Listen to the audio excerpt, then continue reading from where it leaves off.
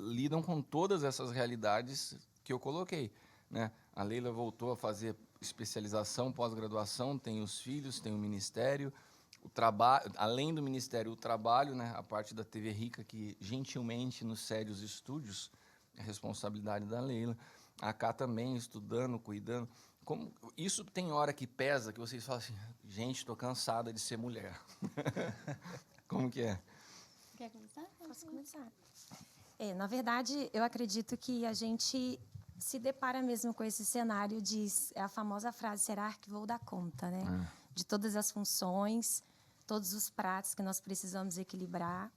E eu acho tão interessante a gente abordar esse assunto na mesa, porque eu acho que só de abrir esse espaço para a mulher falar sobre isso, eu acho que falar sobre as suas emoções, ter um olhar mais humano para si mesma, reconhecer, sim, que cansa, às vezes, reconhecer, às vezes, que as nossas emoções ficam ali divididas em o que fazer, como estabelecer as ordens, as prioridades dentro de uma casa. E a mulher também olhar para ela, quando eu falo desse olhar mais humano, sem se cobrar tanto, porque nós mesmas, mulheres, nós nos cobramos muito, de exercer todas essas funções de uma maneira muito excelente. Então, na minha vida, por exemplo, eu comecei a organizar isso também de uma forma muito intrínseca primeiro, interna, né, dentro de mim, para que eu pudesse não fazer nada para fora, para responder um papel aqui fora, para responder o que uma sociedade cobra, ou para responder o que até mesmo uma religião muitas vezes cobra. E eu acho que você ter a sabedoria e buscar em Deus essa sabedoria de exercer o seu papel, exercer a sua função, tentar traçar uma ordem, uma prioridade, colocar isso de uma forma mais leve e não tão pesada, eu acho que isso faz com que a jornada se torne mais efetiva e com mais resultado. Mas não é simples assim, não né? é Porque simples. você fala assim, eu me arrumei internamente. Daí, beleza, a mulher está se arrumando internamente, de repente surge uma criança na parada. Sim. Né? Ninguém tem uma escolinha para ser mãe, tem uma criança sendo gerada, seu corpo muda e tal. E como foi nesse momento que você estava se organizando internamente, chega o Arthur? Você Primeira se sentiu coisa, muito... Eu me senti com medo. Despreparada? Me senti despreparada, me senti vulnerável, me senti ali, às vezes, com medo de não dar conta da maternidade, de reeditar questões emocionais que eu tinha na minha maternidade. A gente se cobra também de não fazer isso. Mas uma das coisas que eu tirei da minha cabeça era a comparação. Porque se você começa a se comparar com outras maternidades, você quiser exercer uma função igual a do outro, do jeito do outro, da mesma forma que o outro faz, questão de... Aí você começa a entrar em conflitos e frustrações. Então, eu troquei a comparação por admiração. E aí eu passo a admirar no outro aquilo que contribui, que pode ser algo... Porque isso é muito comum na mulher. Ela olha um padrão e ela fala, eu preciso fazer desse jeito. Nossa, eu estou fazendo... São 3 horas que tem que ficar com meu filho, 4 horas eu estou ficando só uma. E ela nem consegue avaliar se ela está tendo um tempo de qualidade com o filho ou se ela está 3 horas do lado do filho com o celular na mão e aquele tempo ali não serve para nada. Então, quando eu falo de olhar para dentro de mim, parar para me ouvir, é me aceitar e me autorizar a sentir as coisas. E isso me cobrava, né? Muitas vezes. Me sentia culpada... Porque talvez, nossa, eu não estou dando atenção ao meu marido que precisa porque chegou uma criança.